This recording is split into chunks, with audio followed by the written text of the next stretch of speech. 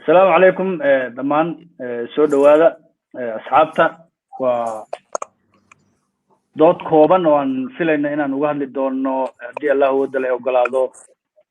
guud ahaan saxaafadda maadaama ay tahay maalinta xorriyadda saxaafadda maanta ee adduunka oo dhan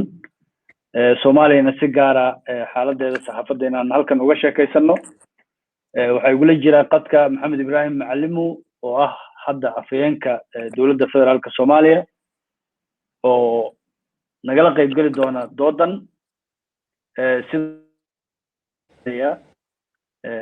أحمد عيسى قتالة وأثناء قاسمها ورباهنتا مستقبل إنك توصف عنه أستاذ أحمد أمه غنو نغير فوقي هاي عبد الله حسن يا كمل إستغنى وعلمي بارئ أمنستي انترناشنال وغشقية سيدي لو بارئ لها صحافة قودهان إيو قودهان أمنستي مركا كواد هل دقيقو أيان إذن كسروا دقيقة نقصد دوينا إن شاء الله دي الله إدمو أنكو بالله إن أحمد عيسى هذا مغليسو حالة أحمد عيسى قلت له وحنا ربع مركو كواد بل ما أنت ومالنتي صحافة دونك وأنا كور قبنا حالة صحافة الصومالية جودهان هي جارهان با laba daqiiqo marka koowaad fulitaanka hore adoo ku bilaabaya laba daqiiqo noogu soo koob xaaladda saxaafadda guud ee Soomaaliya bismillaahir rahmaanir rahiim cabdiraxmaan koronto waa mahadsan tahay macallimuhu oo xoogaa igana khibrad badan muddana ku jiray ayaa aan filaa inaan ka boobayo wadanka xorriyadda marka la fiiriyo xorriyadda hadalka iyo xorriyadda warbaahintu halis weyn oo ku wajahan oo qatar ah oo musiibo ah oo maanta taaganima ana aragtidayda waaye ma muuqato Ahmed Ciise Gutaali Ahmed aan ku soo laabto waxaan filayaa in maaragtay howl aad wado marka oo kugu soo laabanaa daqiiqada kadib aan markan u galo maxamed ibraahim macalimu hadda afhayeenkii waxa tahay dowladda federaalka Soomaaliya hase yeeshee waxaan ognahay saxafi taariikh fog ku leh Soomaaliya inaad tahay wariyihii BBC-da magaalada Muqdisho sidoo kale inaad ahayd afhayeen maxaa la yiraahdaa xogayihii guud ururka saxaafadeed markii hore ahaa NUJ ama NUSOJ aan dhahe markii dambena FESOJ la magac baxay bal nooga waran xaaladda hadda saxaafadda Soomaaliya aad iyo aad u mahadsantahay cabdiraxmaan waa salaamaya saaxiibkay Gutaale iyo Cabdullaahi Xasan iyo adigaba dhammaantiin dhammaan suxufiyiinta Soomaaliyeedna munaasabadda maalinta xorriyadda saxaafadda waxaan leeyahay hambalyo shaqo weyn oo muhiim ah ayaad u haysaan ummadda Soomaaliyeed shaqadiinana ma aha mid maaragtay qof hadda aan ka shaqeynin uu dareemi karo aniga wax badan aan ka shaqeeyay marka waa ogaan karaa dhibka iyo culayska ay leedahay iyo maaragtay khataraha ku beegan markay timaado saxaafadda Soomaaliya runtii guud ahaan marka la fiiriyo saxaafadda Soomaaliya dhib fara badan ayaa jiri jiray xaaladdu barba marka ka dambeeyo way kolkii hore way adkayd oo waxaan ognahay sanado badan in sanad kaliya 19 wariye 18 wariye la dili jiray marba marka dowladnimadu markay sii xoogeysatay waxaa sii yaraanayay in dilka loo geysto wariyaasha oo maaragtay sanadihii u dambeeyay waxaa hadda dadka laga hadlayay dadka guud ahaan Soomaaliya oo dhan ku dhintay 4 ama 3 inay ahaayeen sanadihii u dambeeyay sidaas ay ku noqonayeen marka waxaa dareemi kartaa meeshii 19 iyo 20 ahayd halka ay hoos ugu soo dhacday laakiin waxaa taa barbar socdo weli sideedii u taagan oo aan maaragtay la dafiri karin xuquuq maaragtay xadgudubyada kale loo geysto wariyaasha hadday noqon lahayd xariga aan loo meel dayin sidoo kale jirdilka waxaa mararka qaarkood dhaca in wariyaal maaragtay qalab mustaqbal mararka qaarkood dad aan maaragtay ciidanka ka tirsan ama dad aan loogu talagelin ay maaragtay dad kale isu soo ekeysiyaan oo dhibaatooyin ay geystaan waxaasoo dhan baa maaragtay mararka qaarkood dhaca laakiin haddii la fiiriyo general xaaladda saxaafadda Soomaaliya way ka soo hagaagaysaa waxaana la garan karaa sida amniga uu yahay weriga berigii hore 2008 dadku xitaa mararka qaarkood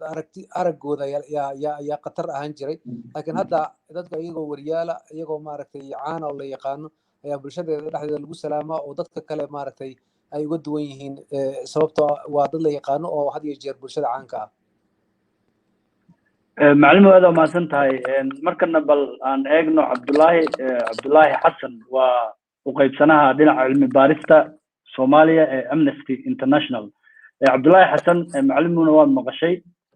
wax badanna waad ka qabatay oo waa ka hadashay ama waad ururisay xog ku saabsan Soomaaliya bal nooga waran xaaladda sanadkan 2021 Soomaaliya saxaafadeeda mahadsanid Cabdiraxmaan Koronto macallimu iyo Gutale dhamaantiin waa idin salaam marka labaad waxaan kaga faa'iideysanayaa sidoo kale fursadan in aan u hambaliyeeyo saxafiyiinta Soomaaliyeed dhamaantood meel walba ay joogaan aanoo ka faa'iideysanayo munaasabadda maalinta loo dabaaldego xorriyadda saxaafadda ee caalamka inta ka sokow aan ka tirsanahay ee Amnesty International ay baaritaano badan ku sameeyay xaaladaha xuquuqul insaanka ee ka jiro Soomaaliya oo aniga aan u qaabilsan sanadihii u dambeeyay waxaa jiray in aan baaritaan ku sameynay tacadiyada ka dhanka saxaafadda iyo xorriyatul qowlka guud ahaan waxaa sida macallimu uu sheegay jiro dhibaatooyin la xiriiro shaqada ay qabtaan marka la eego qaabka ay dawladda ula tacaamusho dawladda kaliya ma ahan qaybaha kala duwan ee ka howlgala Soomaaliya ama ururada hubeysan ha ahaadaan ama dawladda ha ahaato marka wariyaashu waxaad moodaa in ay ku shaqeeyaan xaalad aad u adag oo dhib badan mararka qaar ay la kulmaan dilal mararka qaar ay la kulmaan hanjabaad oo imaanaysa dhinaca kala duwan mararka qaar ay la kulmaan xarig aan loo meeldayin oo sifa sharci loo soo marin waliba ayaamihii u dambeeyay waxaa jiray dhacdooyin la yaab leh oo naga yaabiyay oo ahaa in مثلا saxaafadda ama idaacadaha qaar weeraro marka loo arko in ay yihiin kuwo ka ra'yi duwan ra'yul caamka ay rabto dawladda in ay dadka qaabka ay rabto dawladda in loo fahmo ama ay polisigeeda iyo siyaasadeeda ka ra'yi duwan sidoo kale waxaa jiray in maxkamadda militariga loo isticmaalay wariyaasha qaarkood in lagu maxkamadeeyo sida wariyaha Maxamed Cabdiwahaab Abuja iyo wariye Kilwe oo dowlad goboleedka Puntland magaalada Garowe ay maamulka Puntland ayagana ku maxkamadeeyeen oo aan walaac badan ka qabnay marka guud ahaan wariyaasha xaalad adag ay ku shaqeeyaan isbedelo aan aragnay oo dawladda ay isku dayeysay in sharciga مثلا saxaafadda ay wax ka bedesho in madaxweynaha uu ku baaqay sanadka hore in uu wax ka bedel ku sameyn doono oo bedeli doono xeerka ciqaabta Soomaaliyeed oo marar badan loo isticmaalo wariyaasha lagu maxkamadeeyo sidoo kale xeer ilaaliyaha sheegay in uu magacaabi doono xeer ilaaliye takhasusay oo ka shaqeeya tacadiyada ka dhanka ah wariyaasha waxaan aad baan usoo dhaweynaynay laakiin waxaad moodaa dawladdu inay ka gaabisay oo ballamihii ay qaaday ayna meel marin waa tahay waa mahadsan tahay cabdullaahi xasan Amnesty International dabcan dawladda inay ka gaabisay ballanqaadyadeedii macallimu hadda waa fayeenka isla markaana hore xog ogaal ugu ahaa xaaladda saxaafadda Soomaaliya isagoo urur saxaafadeed matalay laakiin bal fursadda markana aan siiyo Axmed Gutale agaasimaha warbaahinta mustaqbal oo iyadana maaragtay warbaahinta dhawaan la leeyahay tacaddi ayaa lagula kacay marka asaga noo faahfaahin doona iyo sida wax looga qaban lahaa iyo guud ahaan xaaladda marka hore inuu ku hormaraan rajaynayaa xaaladda guud bismillaahir rahmaanir rahiim cabdiraxmaan ma santihiin igraali ahada hadii aad dareemayso ana si fiican sababtu waxa waaye isla arrinkan looga hadlayo oo ka dhacaya qayb ka ahaa xaalka guud sidaas aan kuu sheegay dhibaato jirta oo ku saabsan sida warbaahintu u shaqeynayso iyo xilligaana waa la socotaa markii waqtiga xukuumaduhu dhamaado siyaasaddu ay xogaa kacdo oo aragtida la kala duwan yahay waxaa yimaada warbaahinta in dadka qaar ay kohsadaan oo dhibsadaan hadlaysa iyo waxa ay jeedinayso waxaa dhaca dhibaato la xiriirta tebinta dadka awoodda leh waxay isku dayaan awood inay u dhammaato wixii kasoo horjeedana aragti ahaan la aamusiyo markaas aniga horta qof ahaan khatar weyn oo halis ah oo hadda sanadihii hore la mid ah oo warbaahintu sanadkan ay ku jirto runtii ma sheegi karo waa jira sidaas cabdullaahi xasan uu sheegay isagaa cilmi baaraha hawsha la socda puntland waxaa ka dhacay in maxkamadda la isticmaalo oo ciidanka xamar xeerka ciqaabta oo madaxweynaha ka codsan wax laga bedelo sidii loo sameeyey 1960 shaqaynayay markii dambe oo kacaankani waa tii la adkeeyey taas marka waa marxaladda guud cabsida warbaahinta haysata iyo xorriyad la'aanta iyo xeerka soo u shaqaynaya waa caqabad waaweyn cabsida haddaan kugu hormaro laba meel ayaa laga cabsada ood ka shaqaynaysa warbaahinta cabsida waxay ka timaada laba jiho waa dhinacan kooxdan yani dhaqaaqan hubay dhinaca kalena waa labadooda markaas awooddii maadaama ay shabaab dowladda la haysato waxay samaysaa xogaa ciriiri ah diladaa dhaca dhinac saddexaadaa jira dowladdana ahayn al-shabaabna ahayn laakiin inuu midkood yahay oo dhib geysta marka heerka guud ee noocaasi wax laga cabsado oo hadda haya ama xorriyadda hadalkaba oo maanta baaldegay waa dhinacyadaas mashaakilka ka dhacay mustaqbal macallinkuna waa ogyahay waa la socdaa wixii dhacay sidii wuxuu dhaceen kale waa war fiican ka hayaa 27 abriil 2021 ayaa ciidan hubaysani waxay galeen xarunteena sababta oo gelitaanka anigu ilaa hadda ma dhihi karo waxaasaa sabab ah cid eedaysana ma jiro oo ka cabatay cid soo oo inta la tago mustaqbal qalabka la bursho wixii la qaato shaqaalahana la dhibaateeyo wax soo amar ma arkin ciidanka haramcadaa galay alaabna waa qaateen waxna waa baabaasheen shaqaalahana dhibaato weyn u geysteen nin la yidhahda bashiir maxamuud yuusufa ugu daran oo qof yar ka mida ciidanka haramcad uu suuq ka yeelay maadaama aan cidina ka celinaynin markaasna aan lala joogin iyaga keligood ahaayeen marka markuu hadlaba wuxuu ku dhufanayay qoriga afkiisa waxoogaa xanuuna ninkaas gaaray ilaahay ha caafiyo taas waa halkaas qalabkii la qaatay iyo dadkii lagu xadgudbay iyo tacaddigii dhacana runtii ilaa hadda waa sugaynaa bal cadaaladda la helo ama ugu yaraan alaabtii la soo celiyo taliska booliisku waa ka hadalnay laabanay weli ma arkin jawaab cad ku saabsan war dhibkaas ama sabab hebel u dhacay ama cid hebela ka dambaysa wax yidhaahdo mana dareensan runta ilaa waayahay axmed gutaale aad u mahadsan tahay kugu soo laabanaynaa marxaladaas iyo xaaladaas ka dhacday mustaqbal warbaahinteeda isla markaana haramcad ayuu yidhi ayaa weerar ku qaaday sidoo kale tacadiyo kale oo lasoo hadal qaado sida puntland xarigii ka dhacay iyo wixii la mid ah macalimu hadda waa afhayeenka marxaladahaasi tacadiyada ka dhaca dhinaca dowladda isla markaana waxaan ognahay ra-iisul wasaaraha soomaaliya maanta statement uu soo saaray wuxuu sheegay in maaragtay warbaahinta ay kala shaqayn doonaan siday ugu shaqayn lahaayeen jawi xasiloon oo dabcan horumarkoodana lagala shaqayn doono bal jawaabta dowladda maxay noqonaysaa tallaabooyinkaasi dhinaca amni darrada xarigga iyo xadgudubyada la tilmaamay Amnesty International iyo sidoo kale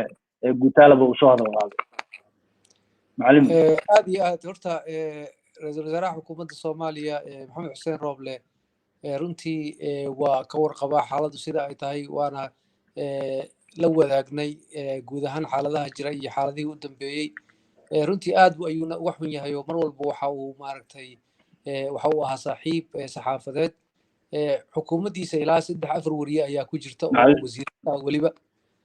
sidoo kale maaragtay dadka kaayara go'ay macalinka way maqlaysaan u malaynaa aye ra-iisul wasaaraha runtii waa ka go-an tahay horta sidiisaba in waqtiga yara uu joogo in saxaafaddu ay hesho maaragtay damaanad qaad ay ku shaqayn karto waxaana xukuumadda ka mid ah dad wariyaala oo ilaa 4 wariye ayaa xukuumadda ka tirsan waana garan kartaa marka ahmiyadda uu siiyey in wariyaashu xataa ay qayb ku yeeshaan dad fara badan oo wariyaal ayaa waxay ka mid yihiin howlwadiinadiisa kala duwan ee xafiiska marka waana ka warqaba xaaladihii dhacay iyo xaalad walba oo dhacdo oo ku saabsan saxaafadda waa ku wargelinaa aad ayuuna ugu xun yahay waxaana arrintaas maaragtay hadda ka dhacday idaacadda mustaqbal aad hadda maaragtay xukuumaddu ay u xilsaarto ka warqaba wasiir cadaala waxaana la faray in qalabkii iyo wixii ka maqan si degdeg ah loogu maaragtay siiyo sidoo kalena la ogaado sababtii ka dambeysay iyo ciddii ku lug lahayd xukuumadduna waxay samayn doontaa inay markay caddaato ama qofkii ku caddaato in tallaabadaas ay ka dambeysay in tallaab laga qaadi doono laakiin guud ahaan markaad fiiriso siday waxaan jireen iyo sidaa dalkan ay wax uga dhici jireen annaga waa joognay hadda wax weyn ayaa maaragtay iska bedelay mararka qaarkood kiisas waa dhacaan dad waa la xiraa waa dhici kartaa mararka qaarkood sidaas oo kale in dad askar aan maaragtay wax badan aan xeerinayn ay maaragtay meelaha galaan ama warbaahintu ay dhibaato u geystaan laakiin had iyo jeer waa lala socdaa waana tallaabo ayaa laga qaadayaa taasina waa sababta xeer ilaalin guud oo gaara ama xeer ilaalin ama special prosecutor waxa la yiraahdo oo qaas u ah dambiyada loo geysto saxafiyiinta ay dowladda u magacowday dabagalna lagu sameeyo sida tacdiyadaas uu sameynaya ergeygaasna maaragtay ama ninka qofka qaaska u ah hadda shaqadiisii ayuu wataa uu dabagal ayuu ku hayaa kiisaskaas oo dhan waxaana rajaynayaa in wax laga qabto marka ay maaragtay soo dhammaadaan baaritaanada socda waana ka xumahay wixii soo gaaray mustaqbal qof kasta waa maaragtay uu ka warqabay waana ogahay aniga lafteedu waa la hadlay guutaale iyo qof kasta oo waryaalahu waxay soo gaaraan marka waa rajaynaynaa in maaragtay ay waxa ka maqan ay heli doonaan waayahay macallimu aad u mahadsan tahay markana waxaan ugu soo biiray in cabaarana hadda nala socday baa yuusuf garaad cumar yuusuf garaad waan la soconaa waa safiir yuusuf garaad wasiirka hore ee arrimaha dibadda haddana waa isla markaana ah khabiir ama rugacdaa dhinaca saxaafadda ah yuusuf garaad bal adoo aan filaya inaad na dhegaysanaysay maxay kula tahay xaaladda guud ee saxaafadda soomaaliya cabdiraxmaan waa ku salaamay waad mahadsan tahay adiga iyo dhammaan saaxiibada ku jira meesha oo doodan kasoo qayb galay ama ra'yi iswadaarsigan kasoo qayb galay ramadaan kariim ayaan dhammaantiin idin leeyahay idinka iyo inta dhegaysanaysa ama idin daawanaysa waad ku mahadsan tahay waana mawduuc aad muhiim u ah in mar walba la isxusuusiyo dowladda iyo ciddii kaloo awood lehna la xasuusiyo shacabkana la xasuusiyo wariyaashana la xuso maaragtay dhexdooda ay su-aale isweydiiyaan maalintan munaasabadan ku beegan anigu waxaan u arkaa xilliga maanta adduunku marayo iyo technologygu meeshu marayo qolyaha maamulada ah ama dowlad goboleed ha ahaadeen aan dhaho dowladda xubinka ah dowladda federaalka ama ha ahaato dowladda federaalka ama ha ahaato safaarado iyo amisom iyo cid kasta oo authority ah maanta war lama caburin karo qof waliba isaga idaacad socota ah mobileka uu gacanta ku haysto ayaa television u ah radio u ah isagaa wariye ah isagaa sii daynaya halkaa shil baa ka dhacay halkaa waxaasa ka socda halkaas saasaa la yiri qoladaasaa duulaan soo qaadaysa maantoo dhan hadal baa socda marka horta warkii lama joojin karo marka waxaa loo qaatay in wariyaal tababaran oo dhexdhexaada iyo hay-ado meesha ay degan yihiin iyo adresska loogu hagaago iyo dadka madaxda ah oo lagula xisaabtami karo in ay u ogolaadaan xorriyaddii hadalka in ay u ogolaadaan wax walba inay iyagu ka warramaan haddii ay ku khaldamaanna lagula xisaabtamo intii arrintu ay noqon lahayd in loo sii daayo qofka gacantiisa mobilkiisa ku wata waxa lagu rabo sheegaya intii dadku ay war ka doonan lahaayeen taasaa la qaatay waxaa la qaatay in saxaafadda hay-adaha saxaafadda iyo wariyaasha tababaran lagula xisaabtamo loona ogolaado accessna la siiyo ayaguna mas-uuliyaddooda ay muujiyaan dhinacooda marka waxaan u haystaa saxaafadda maanta joogta iyo saxaafaddii xataa 10 sano 20 sano iska badaa 30 sano waaba wax kale dowladda laga baryayay xorriyadda saxaafadda nasi iyo warka noo sheeg waxa jira iyo gobol hebel maxaa ka socda iyo maaha gobolkii iyo meel walba waxaa dhex taagan dad mobile phone haysta mobilekaasaana idaacad u ah marka ama kuwaas ayaa warka sii daynaya ama wariyaasha iyo hay-adaha ayaa loo ogolaanaya marka dowlad walba oo wax isku falayso way fahmaysaa in maaragtay saxaafaddu ay saaxiib la tahay dowladda inay iyadu tahay cidda warka sugan sheegaysa runta sheegaysa haddii iyada la waayana arrin halisa ayaa dhacaysa oo warkii qof waliba siduu rabo ayuu u dhigayaa dadkana waa la khaldaya bulshaweynta marka anu dhinacaas ayaan dhihi lahaa in culayska la saaro laysla arko waadna ku mahadsan tahay yusuf garaad aad aa mahadsan tahay mid ka mid a dadka nagala xiriiraya tooska fariintiisana nala soo qaybsaday waa kan waa cabdullaahi faarax cabdi wuxuu leeyahay saxaafadda soomaaliya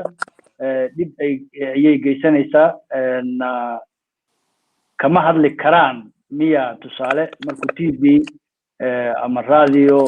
qalad sameeyo ama wariye uu sameeyo muxuu dhihi waayey waa qaldannahay sida cad qaladyada jiray ka mid tahay haddii saxaafaddii qaldanto lafteedii maxaa loo la'yahay in qaladaadkoodaas ay qirtaan mararka qaarkood waxaa arkaysaa macalimo ayaan filayaa taas inaan siiyo anoo cabdullaahi xasan oo amnesty international usoo laabanaya in uu wax ka yiraahdo hadalkaas yusuf garaad uu tilmaanta ka bixiyey macalimo marka hore aad aa u mahadsan tahay waa u mahad celinayaa yusuf garaad sida uu dhigay runtii marka la fiiriyo horta social mediahan iyo waxaan baraha bulshada ee baahsan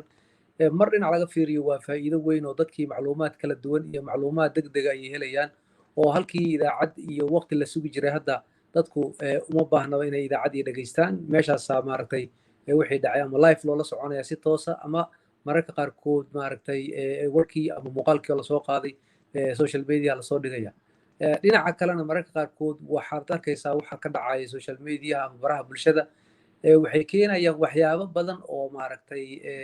qalqal gelin kara naf qofeed ama maaragtay dhibaato bulsho keeni kara inay samaynayaan oo kacin dadweyne la samaynayo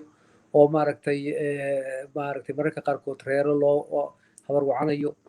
waxaasoo dhan marka waxay keenayaan khatar weyn oo maaragtay iyada lafteedu ay warbaahintii baahday ay samaysay sababtoo ah tan caadiga ah mainstream mediaha markii laga hadlayay qof baa editor ahaa qof baa mas-uuliyaddeeda qaadayay dad loogu xiriiray lahayd laakiin tan qofka isaga ra'yigiisa wuxuu kusoo dhaco mararka qaarkood xataa waxaa laga yaabaa isagoo qofkii caraysan maaragtay isagoon xor ahayn isagoo maaragtay xaalad kale ku jira inuu isla markiiba waxa keliya uu heli kara ay tahay inuu baraha bulshada uu social media ama facebook uu isticmaalo oo uu soo dhigo marka dhibaatadaasna maaragtay way wadataa laakiin waxaa loo baahan yahay dadka maaragtay qof kastaba dadku waa islaam qof kasta marka waxaa looga baahan yahay inuu mas-uul noqdo oo uu fiiriyo waxa uu ka hadlayaa bulshadiisu ma dhibaatay ku tahay mise wax bay u gelaysaa dad badan waxaad arkaysaa in hadda ay si cad maaragtay mararka qaarkood xitaa wax aan jirin iskaba dhaaf wax jiray wax aan jirin ay u abuurayaan ama khatara ay u samaynayaan ama kacina u samaynayaan oo la leeyahay maaragtay magaaladii intaasaa socoto gawaari maaragtay ciidana halkan ka soo baxay halkaasay ku socdaan dagaal baa qarka loo yahay oo xataa ciidankii kale mararka qaarkood ay isweydiinayso madaxdii waxaan la leeyahay waxaan ma jiraan maxaa socda oo mararka qaarkood ay qalqal weyn ay abuurayso marka waa iyadana dhinac marka laga fiiriyo walaac weyn oo ay soo kordhisay taas marka macalimo ma waxaa la dhihi karaa saxaafadda traditionalka ama saxaafadda guud ee caadiga ah ee raadiyaasha iyo telefishinada rasmiga ah ee hay-adaha la yaqaano ah way ku lug leeyihiin arrimahaas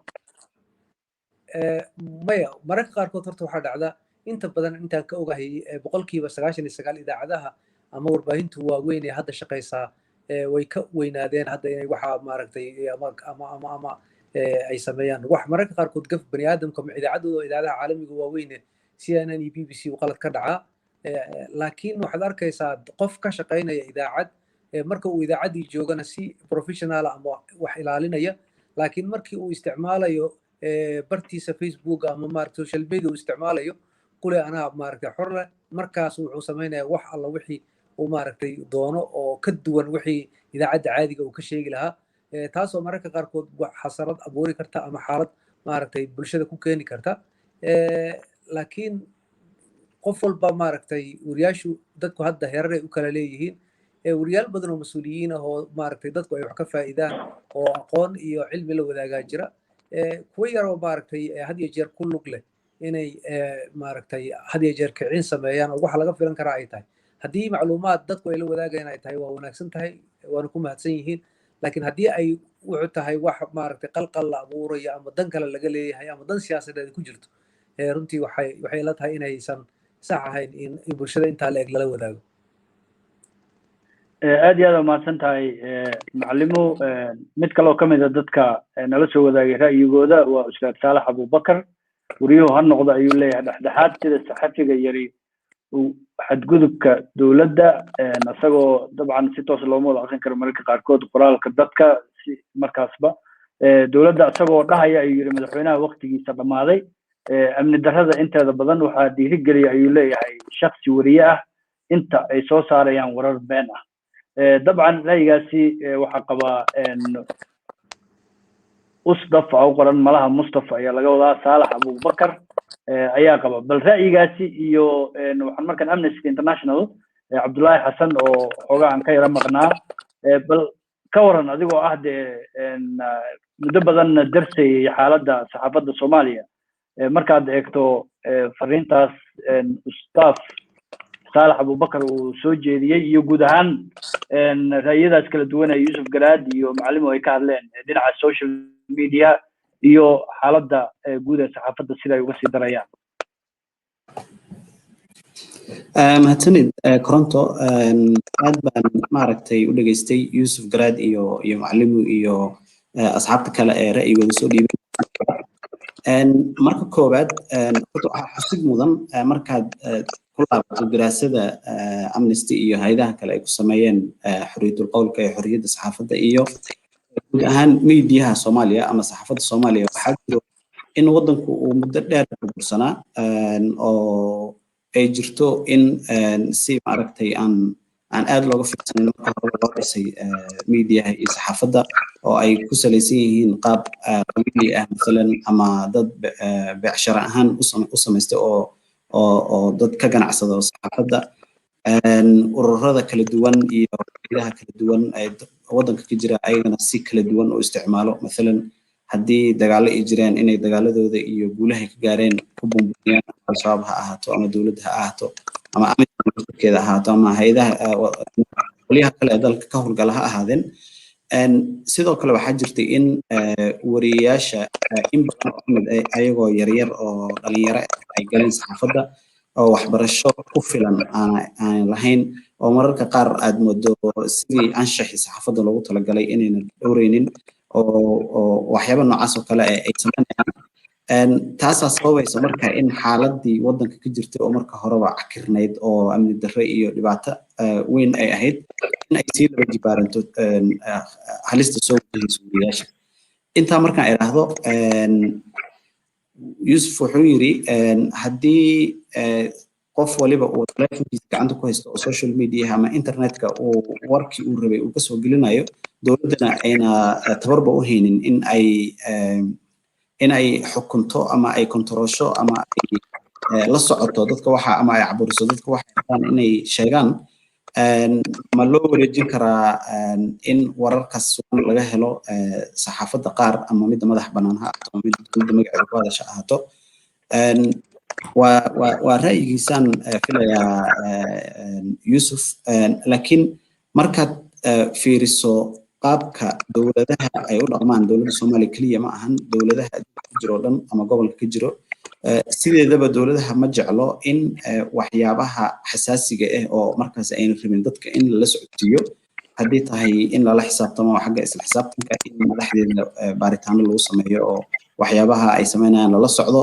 qaabka ay dalka u maamulayaan musuqmaasuqa tacdiyada xuquuqul insaanka waxyaabaha noocaas oo kale dhammaan dowladaha ma ay jeclo in la soo tabiyo sidaa daraaddeed ba waxaa arkaysaa masalan dowladda Soomaaliya sanadihii ugu dambeeyay in ay qaabab badan kala duwan ay isticmaalaysay si ay u xakamayso oo ay u ilaaliso ama waan dhihi karnaa in u caburiso waxyaabaha ay saxaafadda sheegayaan waa ayada mustaqbal hadda gutaale noo sheegay in la weeraray asbuuc hore mustaqbal kaliya ma ahan inkastoo ficnaan lahayd in sharaxaad guud oo fiican oo madax bannaan aan ka helin dhinaca dowladda sababta ay haramacad u weerareen mustaqbal oo wariyaashii u raaceen alaabteeda u qaateen sidoo kale macluumaadku la socdaa universal tv baa ayadana mar la weeraray lacag deyn la yiri iyo wax noocaas oo kale puntland waxaa la soconaa rtn tv in la weeraray oo la xiray sidoo kale waxaa la soconaa radio daljir in la xiray oo puntland lagu xiray مثلا راديو دلجر صوبتي لو حري waxay ahayd in wariyaasha iyo idaacadda radio dلجر ay soo tabisay shakhsi lagu la sheegay in lagu jir dilay station ama xarun police Puntland ku yaalo dawladdu waxay ka carootay maxaad u sheegteen tacadiga xuquuqul insaan ee saldhigga ka dhacay bay u weerartay marka waxay ku tusaysaa dawladaha in ayna dulqaad u lahayn in idaacaduhu tabiyaan waxa ay rabaan tacadiyada ayagoo idaacadaha ku dhacaya kaliya ma ahan waxaan aragnay dad badan oo ayagana social mediaha siduu sheegay isticmaalayo oo dawladdu ay daba gashay oo raadinayso oo qofka la wacayo oo la leeyahay waxa Facebook soo galaysay bixi ama waa lagu xiri ama waa lagu dildili ama maaragtay cabdijuleen nooc kale ah loo geysanayo marka social media iskama harin mainstream media ama saxaafadii gudna iskama harin laakiin waxaasoo dhan haddaan isku soo duubno mar waliba dawladda waxaa waajib saaran in ay tilaabo kastoo ay qaadaysaba ay isticmaasho shuruucda caalamiga oo tilaabo kastoo ay samaynayso ay ku salayso shuruucda caalamiga qofka uu galo ka dhan ee saxaafadda waa in lagu xisaabtamaa dambiga uu galay iyadoo sharciga la isticmaalayo oo aan loo cagajuglaynin ama la dilin ama la xirin ama maxkamad military aan la geynin sidoo kale macallimu wuxuu ka dhawaajiyey in la sameeyey xer ilaaliye ku takhasusay oo madaxweynaha iyo attorney general sanadka hore ay ballan qaadeen markii dawladda ballantaas oo kala qaado in dib u eegis ay ku sameynayso xeerka ciqaabta Soomaaliyeed ama la magacaabayo prosecutor ama xer ilaaliye arrimaha saxaafadda iyo dhibaatooyinka wariyaasha ka dhanka ah loogu talagalay inay baaritaan ku sameeyaan waa in la arkaa waxa ay qabteen مثلا haddii macallin uu nala wadaagi karo ficnaan lahayd magaca مثلا qofka asaga magaciisa xafiiskiisa meel ku yaalo si wariyaasha ay ugu tagaan oo tacadiyada ku dhacay aragtidaas u gudbiyaan shaqadiisa maxay tahay muxuu soo sameeyay marar badan waxaan ku aragnay oon rabay inaan idin la wadaago dawladda khaasatan dawladda hadda jirto in ay ballanqaadyo samayso laakiin ay waxba ayna ka qabanin ballanqaadyada ayaga ah marka waa ficnaan lahayd in maaragtay sharaxaad buuxdo dawladda ay shacabka siiso iyo wariyaasha iyo dadka saxaafadda ka shaqeeyo oo dhammaantiin aad ka mid tihiin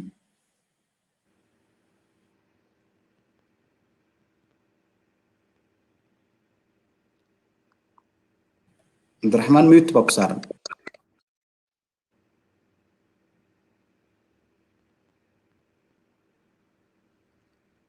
Abdurrahman ma ku maqlayno raalli ahaada mikrofoonka yara xidhnaa dadku iyaga yarku ay dartiis marka macallimu ayay inta badan su-aashaas ku socotaan filayaa laakiin sidoo kalena yuusufna ra'yigiisa waan siin doonaa macallimu maxay kula tahay aad iyo aad aa umahadsan tahay horta mararka qaarkood marka baarisyo iyo howlo maaragtay wax ka bedel la sameynayo reform dal sideen oo kale oo muddo maaragtay aan howlahaas aan ka shaqeyn waxay qaadanayaan process ama nidaam ay qaadanayaan waa la magacaabay ergeygii maaragtay ama special prosecutorkii qaaska u ahaa dambiyada saxaafadda loo geysto maaragtay hadda wuxuu kaliya maaha waxa hadda dhacaya ama dambiyada maalinta ku dhaca ama sida maaragtay mustaqbal oo kale hadda dhibka loo geystay kaliya inuu maaragtay fiirinayo laakiin waxa uu ka shaqeynayaa wax badan oo Soomaaliya waxaa jira wariyaal badan oo maaragtay dhibaato loo geystay la dilay qaarkood sanado badan oo lasoo dhaafay kiisaskaas oo dhan cid ka dambeysay iyo cid ku lug lahayd iyo cid loo qabtay haba yaraatee ma jirto marka xitaa waxa uu dib u eegis ku sameynayaa dambiyadaas hore dhacay iyo haddii ay jirto cid markii hore la tuhmay iyo cid haddii dabagal lagu sameeyey iyo xaaladdu iyo baaritaan la sameeyey waxaasoo dhan ayuu maaragtay ururinayaa waxaan rajaynayaa maaragtay wariyaasha qaarkood dadna waa la kulmeen oo waa arkeen qaarna maaragtay way la balansan yihiin marka uu maaragtay baaristiisa iyo cilmi baarista iyo dadka siduu maaragtay informationka hadda uu rabo inuu dabagalo uu soo dhammaystiro dabcan waa la maqli doonaa hay-adaha waaweyn way la xiriiri karaan markaas laakiin waxaan ogahay in shaqadiisu hadda ay socoto horeyna maaragtay guud ahaan loo soo dhoweeyey hay-ado waaweyn oo lafteeda caalami ahna qaarkood inay fursad u helaan inay maaragtay la hadlaan kuwa kalena way la xiriiri karaan xaaladdu meesha ay maraysa iyo talooyinka ay u hayaan laakiin shaqo wanaagsan ayaa socota soomaaliya ma lahan jirin qof maaragtay khaas u ah oo ama xirilaaliye gaar u ah oo dambiyada saxafiyiinta loo geysto dabagala xaaladuna waa ogeysid ay ahaan jirtay hadda laakiin markaad fiiriso markaad barbar dhigto 10 sano ka hor ama 8 sano ka hor waa garan kartaa xaaladdu inay soo hagaagtay guud ahaan xaaladdu waddankaas soo hagaagaysay saxaafadduna way la mid oo way soo hagaagaysay dhib badan waa jira dad badan oo wariyaal oo tacdiil loo geystaa dhaca sida hadda waxuu ka hadlayay saaxiibkay way jiraan waxaasoo dhan wax maaragtay aan ognahay oo aan shalay ka hadlaynay oo difaacaynay ahayd laakiin roomo maalin lama dhisin wax walba waxay qaadanayaan maaragtay soomaaliya waxay ahayd qof maaragtay muddo dheer xanuunsanaa qof muddo dheer hadduu xanuunsanaana xitaa haddii loo helo daawada saxda ah oo dhakhtarkii uu ogaado cudurka haya oo daawadii saxda ah loo qoro micnaheedu maaha in qofkaas maalintaas ama maalinta ku xigta oo hore ka istaagayo wuxuu u baahan yahay daawadaas in maaragtay uu waqti qaato oo uu soo kabsado oo qofkaas maaragtay caadigiis kusoo noqdo marka soomaaliya waxaan rajaynayaa in caadi ay kusoo noqon doonto oo maaragtay saxaafadda soomaaliyeedna xor noqon doonto weliba sidaas ay tahay annagoo hadda maaragtay xaaladdeenu sidan ay tahay waxaan aaminsanahay inaan ka wanaagsannahay dalal badan oo geeska ah oo maaragtay adduunka aan maaragtay kaga horreyna xagga marka laga hadlayo xorriyatul qowlka sida ay wariyaasheen u hadlaan iyo meelo badan oo adduunka ama qaaradeena ka mid ah ama weliba gobolka ka mid ah ayaa jira oo hadda wariyaashu aanay sidaas xor u ahayn oo aysan u hadli karin waa tahay macalimu mahadsanid axmed guutaale oo nagu soo biiray hadda inkastoo soo dhowow axmed inkastoo dooda inteeda badan ay ku dhaaftay qaar badan oo kamid ah dhegeystayaasha ama dadka nala socda hadda ayaa waxay leeyihiin su-aalo dhowrana soo weydiinaya sida ninkaas macruuf maanka ayuu la baxay dabcan magaciisa runtaa inuu yahay in kale lama hubo lama xaqiijin karo asalaamu calaykum dhammaantiin waa idin salaamay magaciisa cabdiraxmaan cabdullaahi sida aan sheegay waka magaciisa waa cabdiraxmaan cabdullaahi waxaan u baahannahay uu yiri inaad mid iyo laba ka dhahdaan xorriyadda saxaafadda xaggee ayay ku eg tahay qofka saxafiga ah ilaa inta ayuu xor yahay tan kale saxafiyiinta ka shaqeysa idaacadaha maxalliga ah saameyn ma ku yeelanayaan dhexdhexaadnimadooda waxyaabaha ay kusoo gudbiyaan barahooda gaarka ah aad u mahadsan yahay cabdiraxmaan cabdullaahi magaciisa rasmiga waa kaa axmed guutaale aan su-aashaas u bandhigaa maadaama isaga saxaafaddii gaarka loo lahaa uu nagala joogo su-aal kaloo waxaa jirta ama arrin kaloo uu cabdullaahi soo hadal qaado oo ahayd in warbaahinta soomaaliya hadda ay u badan yihiin warbaahin ganacsi haddaanan qaldanayn cabdullaahi ayuu ahaa oo milkiilayaal ganacsato ujeedka laga leeyahayna in lacag laga sameeyo ay tahay axmed guutaale hadda ay maqlayso bal fariintaas ku qoran screenka aad ka aragto iyo guud ahaan su-aasha kale ku saabsan xaaladda lahaanshaha warbaahinta soomaaliya inay tahay ganacsi taan intaan nooga jawaab fadlan بسم الله الرحمن الرحيم عبد الرحمن وما تنتهي iyo Cabdullaahi Xasan iyo afyeenka horta xorriyadda suxufiga kaliya ma aha xorriyadda qof kasta waxa ay ka bilaabataa shakhsiyadiisa iyo sharciga waxayna ku dhamaataa meesha ay ka bilaabato xorriyadda qofka kale markaas xorriyadda oo hadalka malaha ayuu dhihi rabaa xorriyad ahaan waxa aan haysano waxaan la midnahay insaanka kale bini'aadam kale oo caadiga ah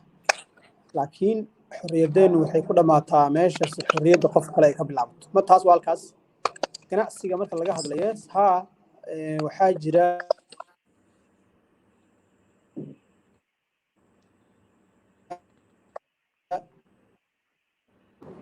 warbaahinta madaxa bannaan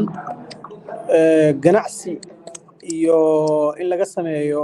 ribix ayaa ay u taagan tahay oo qayb ganacsi ah ku jirta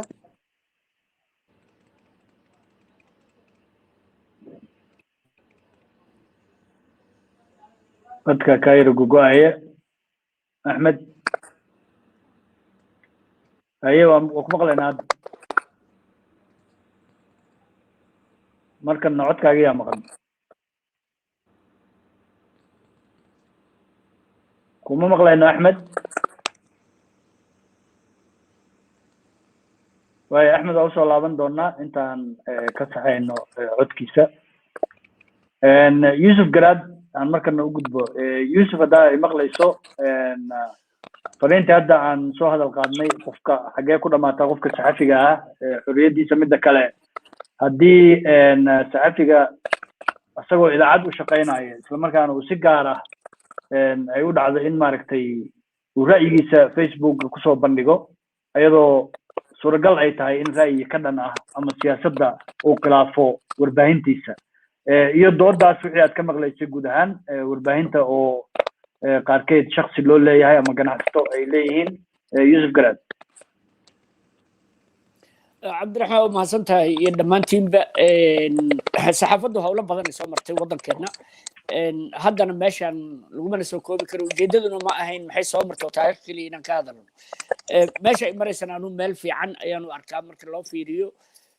xilliyadii ay soo martay sanado badan waddankan markuu xorriyadda qaatay ilaa qulubkii dagaalku ka dhacay idaacadda qaranka laga sugayo codka idaacad kale ma jirin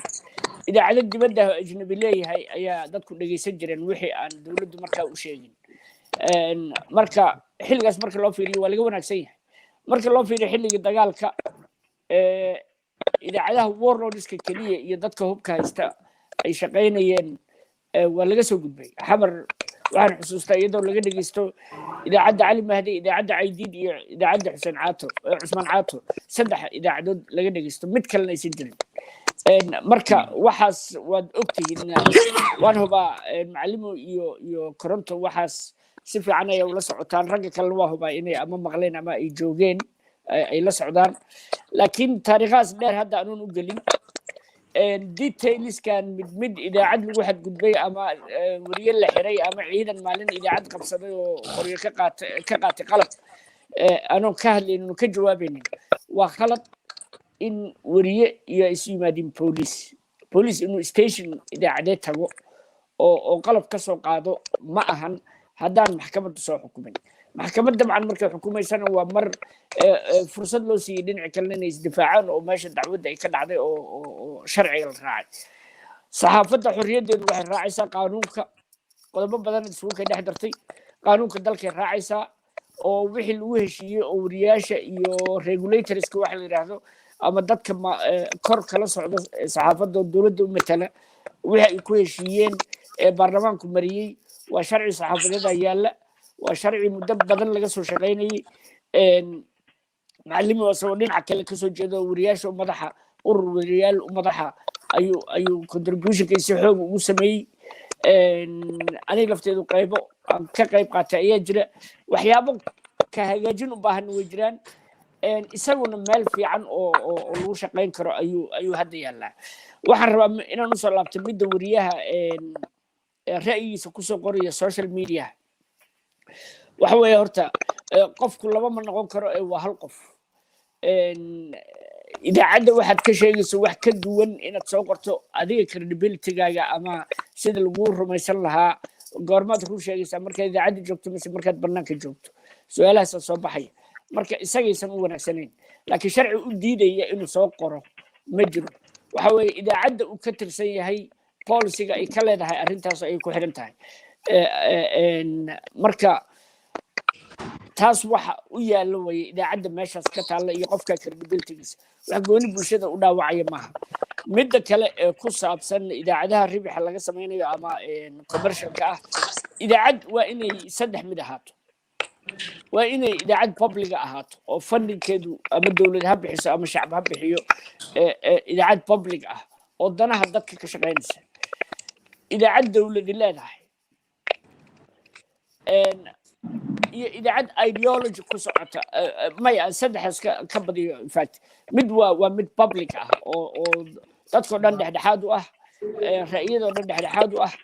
أن العقل فايدة اللي جسمينه من نوع حوي مد دولة دلالة هاي أو دولة داس أجندها دي بربغاندة اللي وضعتها waxaan ku lamaanaya taas idaacad kasto ideology ku socota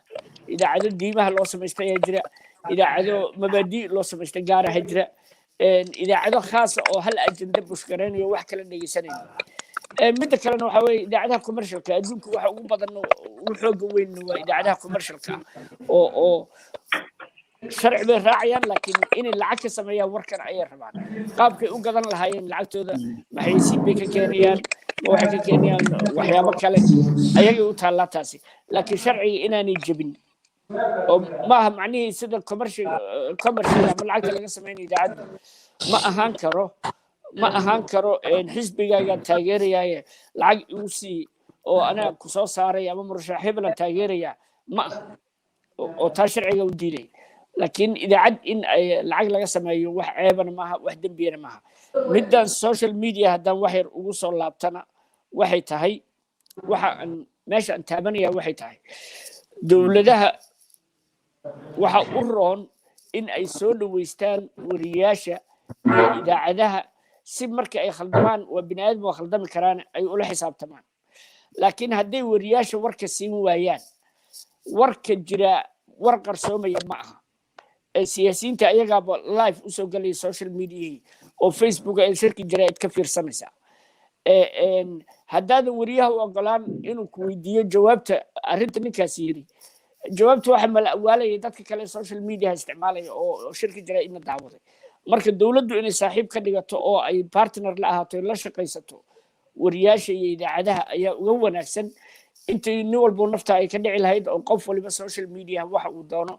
وكسر قري لها مركز أنو إنها أيان تابن لها لكن مدة عن ربع إن عيكوبنا ذو واحد تاي عبد الرحمن داد مركز ويجين رمضان في ساعات دير صوص من إنه أفريقيا سوهاي ولندن أجوكتها صح وحوي إن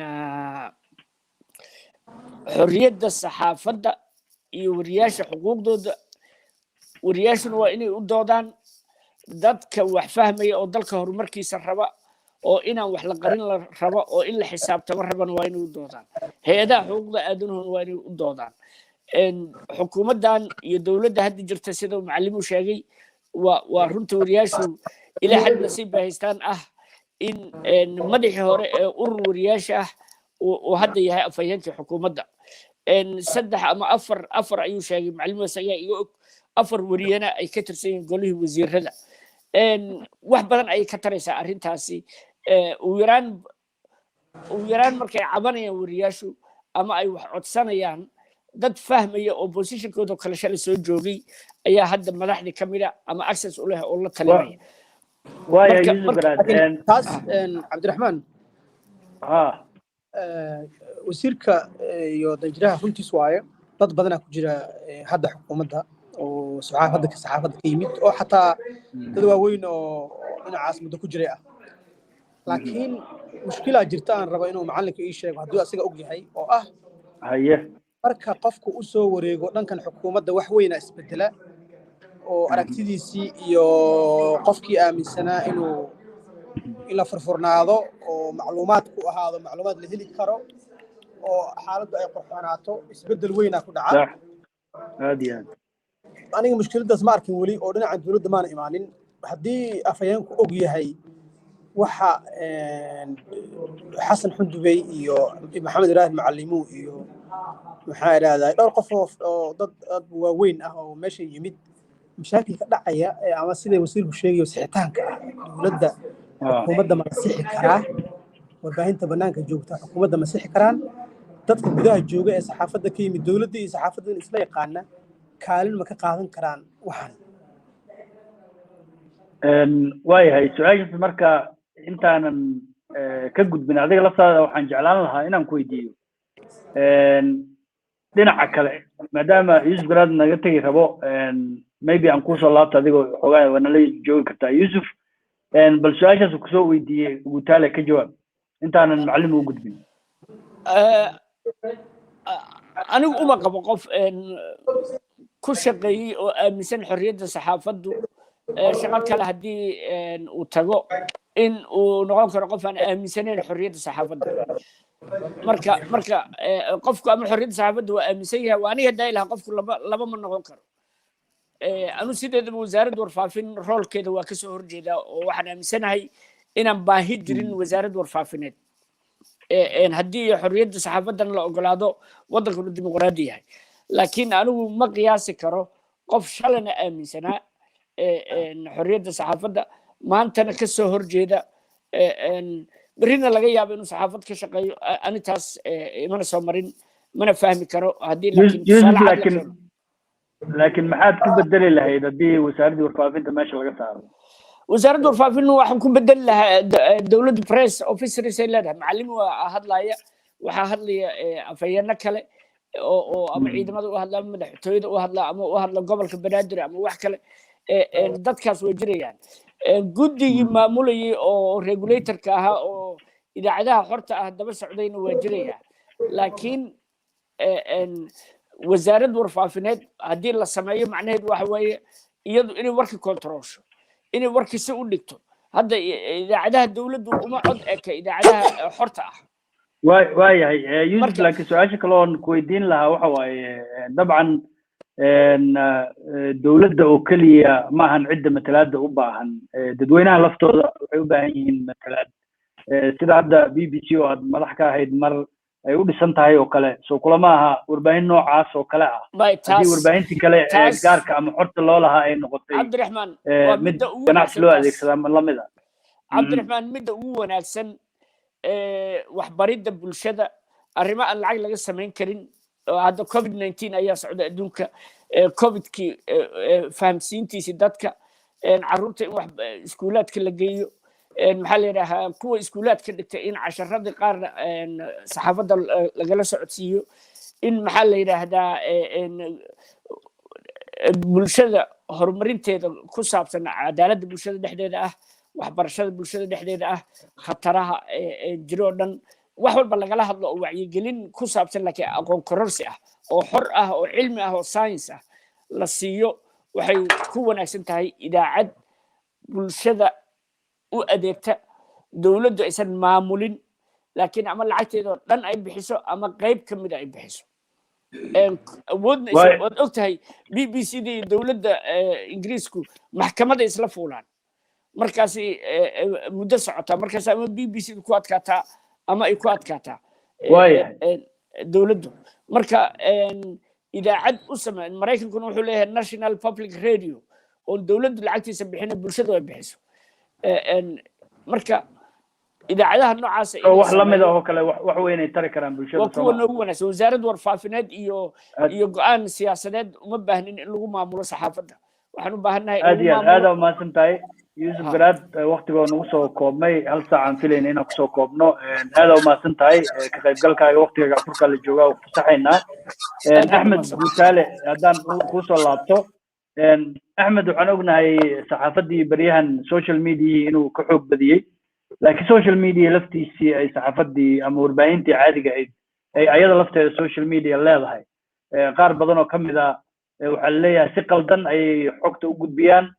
xogo aan maaragta la hubinin ayay faafiyaan sanadkan halkudhega wuxuu ahaa in laga shaqeeyo warbaahinta ay ka shaqeyso saxaafadda adduunku danta guud idinku ma ka shaqeysaan marka danta guud sida kalese kaalintiina markay noqoto dhinaca social media mararka qaarkood ay dhacdo in si qalad loo isticmaalo dadan xataa saxafiyiin ahayn ay yidhaahdaan saxafiyiin aan nahay oo waxyaabo mararka qaarkood been abuura xitaa lagu faafiyo ra'yigaaga guud muxuu yahay waa mahadsantahay cabdiraxmaan horta runtaa waaye social mediahu wuxuu noqday wax meesha ka saari kara ama qarin kara doorka warbaahinta traditionalka sababtan waxay tahay sida fudud ee loo heli karo loo isticmaali karo aan taftiir loo baahnayn qofku isagu maamulan karo taasaa wax ugu weyn waa taas marka inagu warbaahinta maanta haddaan kuu soo qaado ka jirta muqdisho kale oo caasimadii ah shaqo weyn ay qabataa oo social responsibility ama mas-uuliyad bulsho ah haddii tusaale ahaan oo kale waxaan la yidhaahdo xanuunkan viruskan COVID-19 warbaahintu fariimaha laga baahinayo public loogu talagalo lacag lagama samaynaynin waa laga yaabaa fariimo oo ka yimid dhinaca UNDP-da inay lacag mar laga sameeyey aniga waxaan ka tirsanahay urur la yidhaahdo Soma oo dhowr iyo 30 radio station ah qaybteena raadiyo ka tirsan 2018 waxaan horumarinay on development ku sameynay xeerkeena oo ku saabsan digital media sababtuna waxay ahayd lafteena u baahan digital media inaan isticmaalno oo haddii aan isticmaalin Facebook iyo Twitter iyo YouTube dadka na raaci kara waa yaraanayaan lacagtana waxay u soo wareegaysaa hadda in laga sameyn karo dhinacan social media marka mas'uuliyad bulshada waa gudanaa oo waxa aan sii deyno intooda badan مثلا راديو مستقبل وحوها هذلا 18 ساعة هذلا جرني 4 ساعة كجرني 14 ساعة هذلنا 2 ساعة إلى 6 ساعة كمية وسيفك education وبلاش ما هالعقل ما سمعيه وحكوا جرا فريمه نظافة فريمه جد مرتانكا وحكوا جرا إسكولة عادتان كودا وحكوا جرا بيرها وحكوا جرا شقادة وحكوا جرا وحبرشة عن توسك أهين ضدك واوين أو إن غلا شقيان جامعة iyo iskoolo markaas social media wax cusub oo in la darso u baahan waaye oo Soomaali ahaan loo darso dhalinyaradiina waxa ka dhaadhacday qofka isagu inuu noqon karo idaacad socod inuu Facebook isticmaalo awood badan geliyo tifaftir oo xagga isaga tuuro ay noqotay marka runtii aniga waxaan qabaa mas'uuliyad bulsho ayaan gudanaa marka la fiiriyo shaqada aan hayno waxyaabaha lacagta laga sameeyo ayaan ku dhihi karaa lacag laga sameeyaa waa inta u badan xayeysiiska laga sameeyaa waxa laga sameeyaa ganacsiyada yar yar laakiin ma jirto runtii uma taagnin oo lacag inaan sameeyno akhlaaqda iyo dhaqanka iyo hagaajinteeda iyo beenta in la yani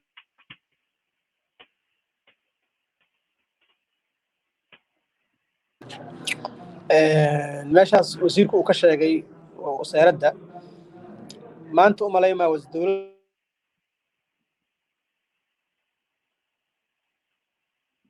codka ayuu lumayaa axmed gutaale kuma maqlayno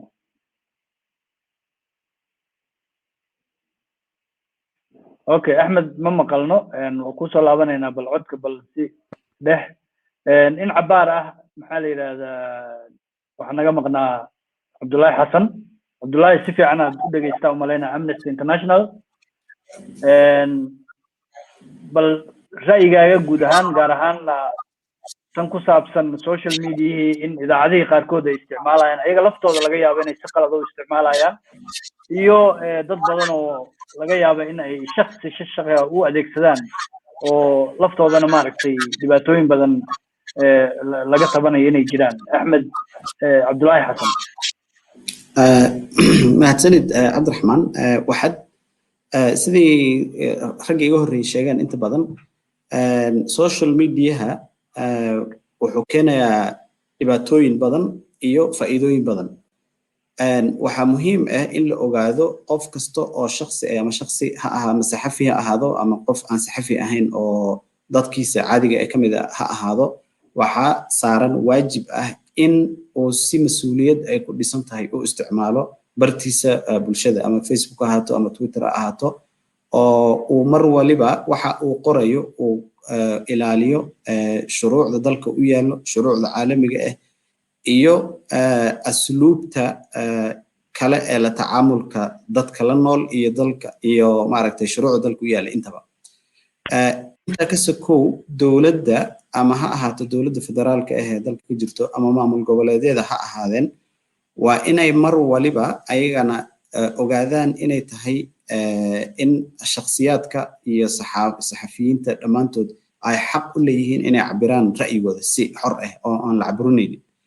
haddii qofka shakhsiga ah uu Facebookiisa ama social mediaha kale oo uu isticmaalayo si khaldan oo sharciga ka hor imaanaysa uu u isticmaalo waxa khasab ku ah dawladda inay wada sharci u soo marto oo qofkaas dembiga uu galay lagula xisaabtamo mathalan haddii qofka uu qof kala jaa-ifaysto waxaa jirta shuruuc loogu talagalay qaabka loola tacaamulo maxkamad madaniya lisla aadi process dheer baa la mari qofka dembigii baa lagu caddayn haddii lagu helo waa okay haddii lagu heli waayana qofka waa la fasixi wax mar waliba hay'adaha xuquuqul insaanka oo Amnesty ay ka tirsan tahay aan ka doodno oo aan diidanahay baa waxay tahay in dawladda wado sharci aan ahayn ay u isticmaasho inay ku kontaroosho ama ay ku ilaaliso tacadiyada ay dadka kala sameynayaan ama waxa ay u maleynayaan inay tacadi yihiin oo dhab ahaantii marka la fiiriyo aan tacadi ahayn xorriyatul qowl uu qofka cabiray sida daradeed dawladda waxa waajib ku ah mar waliba in ay shuruucda isticmaasho wariyaha aan la xirin oo xabsi aan la geyn ayadoon maxkamad amarkaas ayna bixinin مثلا warrant aan maxkamadda laga soo qaaday marar badan waa aragnay ayadoon warrant wariyaha la soo qaadan baa la iska qaban waa la xiri dambi u gelin baa lagu eedeyn mararka qaar si ma aragtay loo caburiyo loo cagujugleeyo idaacadda laga shakiyo oo la yiraahdo dawladda siyaasadeedii ka ra'yi duwan tahay la weerari sidii mustaqbal ku dhacday oo kale ama radio daljir ku dhacday oo kale puntland ka marka waxyaabaha aan diideyna mar waliba u doodayna waxay tahay in dambiyada noocaas dawladda ayna gelin midda kale oo raba inaan ka hadlo wax yar anoo soo koobayo arrintii uu Yusuf Garaad ka hadlay oo ahayd wasaaradda warfaafinta iyo kaalinta ay dawladda ama hay'adaha dawladda ku leeyihiin inay maamulaan saxaafadda sida uu ogyahay waxaa jira sharci la sameeyey oo dood badan dhaliyay oo sharciga saxaafadda ah ee Soomaaliya sharciga intiisa badan waxa soo qaban qaabiyay oo soo sameynaya wasaaradda warfaafinta markaad fiiriso waxyaabihii aan maaragtay diidanayn ama aan ka doodaynay waxaad moodaa in wasaaraddu ugu talagashay inay kula socoto oo ay ku maamusho qaabka idaacadaha u shaqeeyaan qaabka wariyaasha dalka uga howlgalaan wariyaha shuruudda lagu xidhayo wariyaha inuu wariye noqdo in sharciga la siinayo wariyanimada wariyaha qofka ah in dawladda ay wasaaraddu siinayso aqoonsi sharci in diiwaangelinta saxaafadda madaxa bannaan iyo midda kaleba ay mas'uuliyad saaran tahay wasaaradda warfaafinta markaad fiiriso waxaad moodaa inay wasaaradda warfaafintu qaadato dowr ah in ay la socoto oo xakamayso qaabka ay u dhaqmayaan idaacadaha iyo saxaafadda guud ahaan waana la qabaa Yusuf in arrintaas laga digtoonaado oo dawladda ay u fasaxdo saxaafadda inay madax banaanaato oo ra'yiga dadka la isweydaarsado مثلا hal tusaale kooban oo kusoo gabagabeyn xilli waxa lagu jiraa doorasho waxa lagu jiraa xilli covid-19 oo adduunka baabi'iyay oo dhibaato far badan adduunku haysto iyo wadanka intaba haddii marka dawladda ay dulqaad yeelan weydo in idaacadaha kala duwan ay soo gudbiyaan ra'yiyo kala duwan si dadkii wadanka deganaa shacabka ahaa ay u helaan macluumaad kala duwan waxay noqonaysaa markaas dadka in ay hal soos ama hal meel un kaliya ay macluumaadka ka helaan oo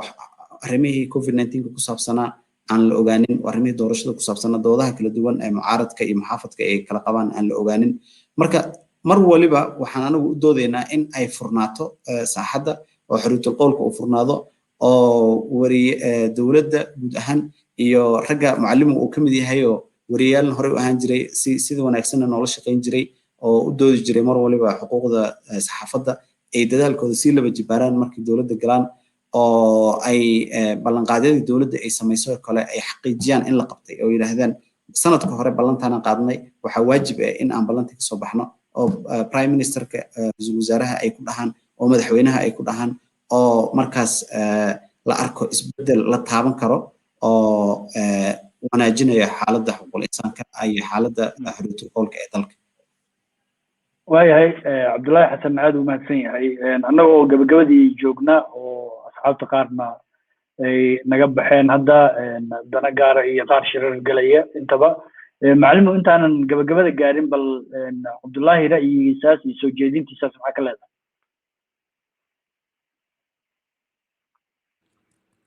aad iyo aad u mahadsan tahay cabdullaahi waa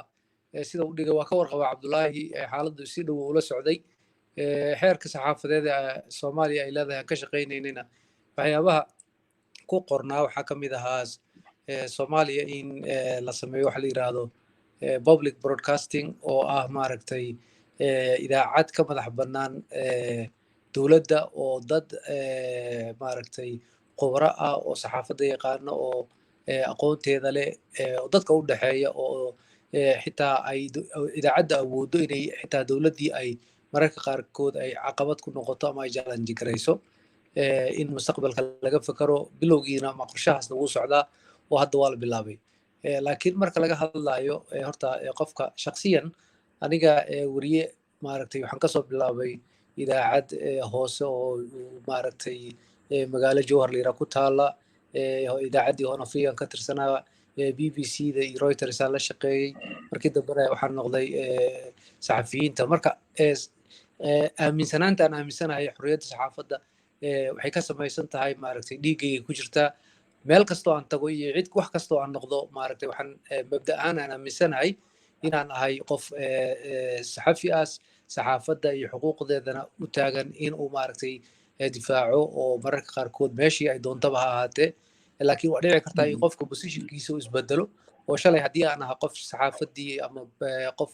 difaacay oo u taagnaa inaan hadda maaragtay door ka duwan aan qabo oo dowladdii aan maaragtay u ahay qofkii u hadlaya maafayeenkeedii laakiin taas igama duweyso oo mararka qaarkood xitaa marka ama la qoraayo press releaseska ama dowladdu ay hadallo qorayso inta badan dadka maaragtay aan wax wada diyaarinayn waxay yidhahdaan adiga waxaa u fikirtaa sidii qof madax bannaan oo kale weli waxa waa maskaxdaada ku jira maaragtay waxaasaa ka shaqaysaa anna waxaan ba aaminsanahayba waxyaabahan ama maaragtay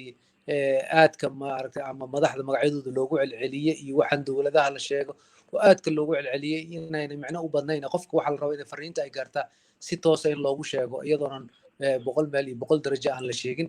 marka gutaale iyo saaxiibadaba maaragtay waxaan dhihi lahaa aniga isma bedelin waana sii wadi doonaa in saxaafadda difaaco kana shaqeeyo haddaan maaragtay dowladda ka tirsanayay iyo haddii aan shaqo kala hayaba marka laakiin dhammaanteen waxaana wada saaran mas'uuliyad marka la fiiriyo xaaladda dadka qaarkiis maaragtay baraha ani idaacad kama hadlayo hadda idaacad wax dhibaysa iyo intan hadda idaacadaha maxalliga aan la socday ma arkin wax idaacadda dhib weyn maaragtay ka keenaya ama dhibaato ku abuuraya bulshada laakiin hadda waa wada maqlaysaana qof walba dibadda intuu tagay ayuu maaragtay furtay oo kaalaya soo aruura uu leeyahay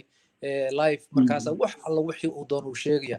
marka qofkana maaragtay isagoo xataa mararka qaarkood aan ogeyn waxaa laga yaabaa kulan adiga aad joogtay oo adiga aad ku jirtay oo wax laga sheegay iyo wixii aad joogtay aad og tahay waa nin jooga maaragtay meel kale oo adduunka ka mid a darafkeeda yaa kuu sheegaya oo kuleeyahay hadda wixii u dambeeyaan hayaa ha ii soo galaan anaa sheegaya markaas wuxuu qubxii iyo beenka wareegaya marka waxaasaad isleedahay qofkan miyaanan muslin ahayn war miyaanan maaragtay xeer iyo nidaam jirin marka mararka qaarkood markaad aragto waxaas hadda saxaafad ma aha saxaafadna lukuma laha mararka qaarkood waxaa social media Soomaaliya xilligan ka dhacaya marka aad iyo aad u maasantiin dhammaantiinba waayahay marka ugu dambeyntii cabdullaahina dabcan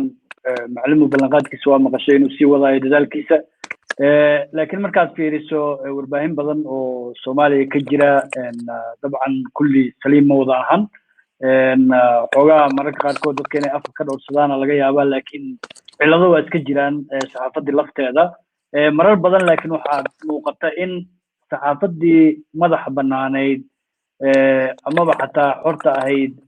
ay u muuqato inay ka go'an tahay in ay dowladda dagaal kula jirto cabdullaahi xasan aan weydiinaya Amnesty International oo kale in mararka qaarkood loo soo bandhigo ra'yiye macnaha in ay ka go'an tahayba dagaal cad oo dowladda si kastoo dhinacii dowladda ay furfurnaan iyo soo dhoweyn uga timaado iyadoo mararka qaarkoodna la isleeyahay dadka internationalka ama ururada caalamiga ah ee saxaafadda sida kiin oo kale ayaa dhiirigelin u ah dadkaasi mararka qaarkood ma isleedahay been abuuro arrimo ku salaysan ayaa warbixinada qaarkood ku qori kartaan maadaama aad laga yaabo inaad wareysataan dad dana gaara markaas leh ujeedkooda uu yahay amni xumo aan jirin inay sheegtaan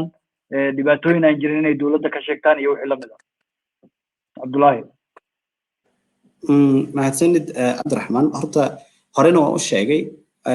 waxaa jiro caqabado badan oo dalka wajahayo maadaama waddanku uu waddan burbursanaa yahay qaabka ay saxaafadda iyo idaacadaha waddanka ka jira u hawlgalaan mararka qaar way jirtaa in ay qaab ciladaysan noqon karaan meesha qaar ayagoo yaryar inay saxaafadda soo galeen oo xagga professionka iyo tababarkii iyo anshaxi iyo ayna ka dhisnayn way dhici kartaa marka taas laakiin macnaheeda ma ahan oo dowladda markaasi marsiyo oo ma siinayso in ay xadgudub ama tacaddi xuquuqul insaan ay u geysato ashkhasta ayaga waa sidaan horey u sheegay waa in mar waliba sharciga iyo shuruucda dalka iyo kuwa caalamiga ah oo dowladda ay qaybta ka tahay la isticmaalo arrinta sida inaan garab u noqon karno dadka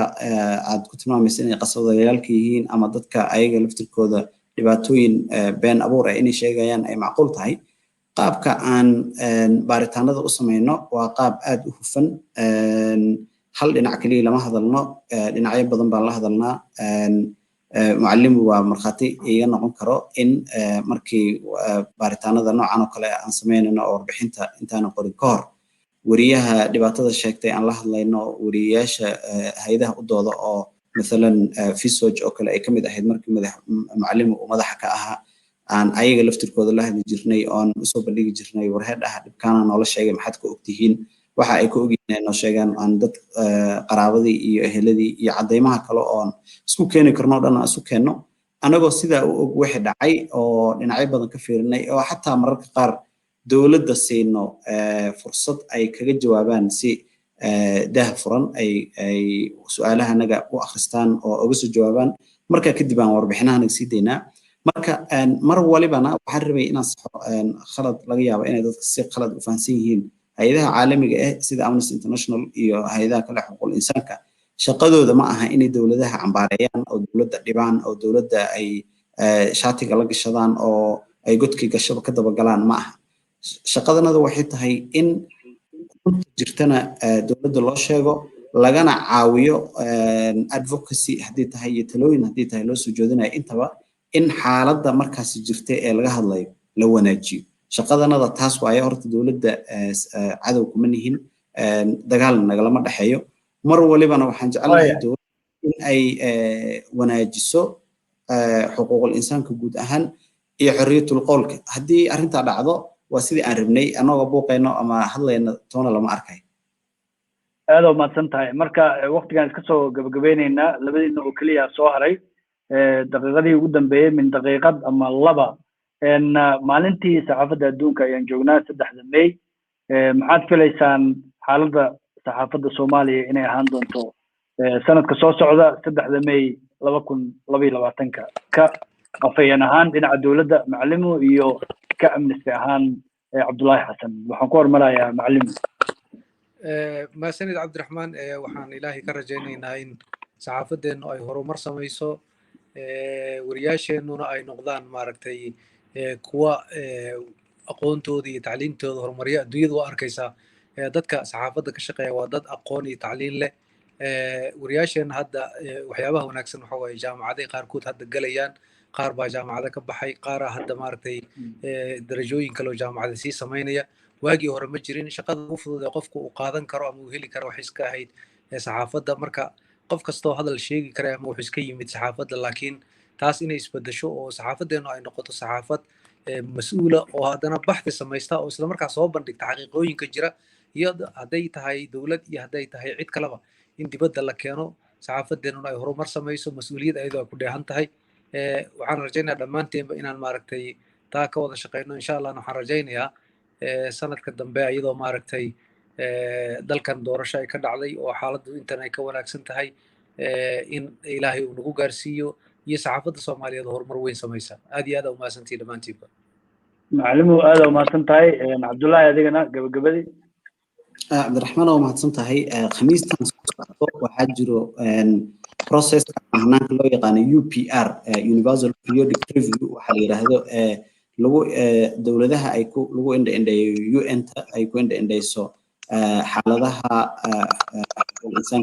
عالمك Soomaaliya qamiistan ayaa la qarin doonaa isla xisaabtankaas waxaan rajeynayaa dawladda Soomaaliya in ay aqbasho talooyinka loo soo jeedin doono khamiista soo socoto ee ku aadan horumarinta xuquuqul insaanka guud ahaan iyo xorriyatul qowlka sidoo kale waxaan sidii macallin oo kale rajeynayaa in xaaladda xorriyadda qowlka ay sida hadda ay tahay kasii wanaagsanaato sanadkan soo socdo macallimo iyo ragga kale ee dowladda ku jiro oo marka horena ahaa rag wariyaal oo xorriyadda qowlka ka shaqayn jiray Amnesty International iyo hay'adaha kale oo xuquuqul insaanka dhammaantood waxay diyaar u yihiin inay si dhow ula shaqeeyaan oo ay ayagoo ka faa'iideysanayo xiriirka anagoo ka faa'iideysanayna xiriirkanaga aan isku dayno in si wadajir aan u wanaajino xaaladda dalka xorriyadda qowlka hadduu ilaahay yiraahdo aad baan u mahadsantihiin iyo ragga kale ee nagu casumay wada hadalkan iyo doodan caawa aad iyo aad u mahadsantihiin dhammaantiin cabdullaahi xasan ayuu ahaa cilmi baaraha Amnesty International ee u qaabilsan Soomaaliya maxamed ibraahim macallimo oo ah afhayeenka dowladda federaalka ee Soomaaliya waxa kaloo nagula jiray barnaamijkan Axmed Ciise Guutaale agaasimaha warbaahinta mustaqbal iyo sidoo kale safiir Yusuf Garaad rugcadaas xaafadeed ahaana wasiirka hore ee arrimaha dibadda dhammaantiin inta nala socotay waxaan idinkaga tegaynaa sidaas iyo nabadgelyo amaana Allah insha Allah mahadsanidin badan mahadsanid